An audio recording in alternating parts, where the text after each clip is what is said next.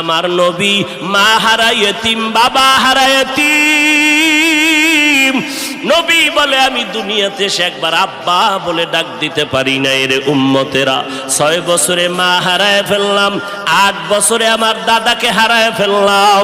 আমার আরবের মধ্যে কেউ নাই, চারদিকে আমার দুশ্মন। আমি কালেমার দাওয়াত নিয়ে কোথায় যাব?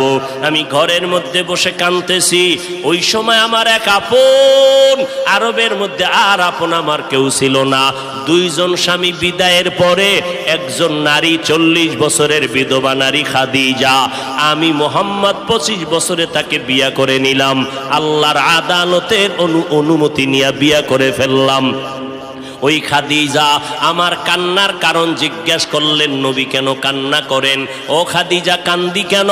আল্লাহ আমাকে কোরআনের আলো দান করেছেন, আমি এখন কালেমার দাওয়াত দিব, আমার এই দাওয়াতকে গ্রহণ করবে। আমার ঘরে বাইরে চতুর্পার্শ্বে দুশ্মন, আমি কার কাছে দাওয়াত নিয়ে যাব? আম্মা জান খাদিজা চিৎকার দিয়া বলে, নবী কোনো পেরেশান হবেন না। এই জমিনের মধ্যে কেউ যদি আপনার কালেমার দাওয়াত না নেয়, আমি খাদিজার হাতটা ধরিয়া আপনি আমাকে প্রথম দাওয়াতটা পড়াইয়া দেন, কালেমা পড়াইয়া দেন।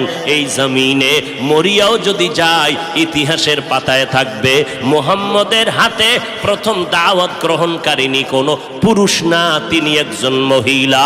কিয়ামতের ময়দানে মদিনার নবী বলেন, জান্নাতের 8টা দরজা যখন খুলিয়া 4 জন নারীকে ডাকবে, আসো, জান্নাতের দরজা খোলা হয়ে গেছে, আসো। 4 জন নারীকে ডাকবে, তোমাদের কোনো হিসাব নাই, তোমাদের কোনো কিতাব নাই, তোমাদের কোনো পেরেশানি নাই। জান্নাতের 8টা দরওয়াজা, সব দরজা দিয়া ডাকবে, আসো, জান্নাতের হুর তোমাদের জন্য অপেক্ষা করতেছে, জান্নাতের বিছানা তোমাদের জন্য রেডি। কেন? তুই সূর্যের গরম জানো না লাগে, কারণ সূর্যের গরম লাগলে মাথার মগজগুলো টাস টাস করে ফেটে যাবে, একটা সেকেন্ডের আযাব সইতে পারবা না। আসো, কোনো হিসাব নাই, জান্নাতের 8টা দরজা খোলা, কোন দরজা দিয়ে ঢুকবা? আসো।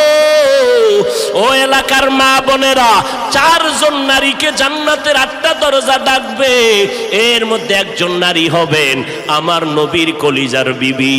2 জন স্বামী বিদায়ের পরে বিধবা 40 বছরের নারী খাদিজা রাদিয়াল্লাহু তাআলা আনহা।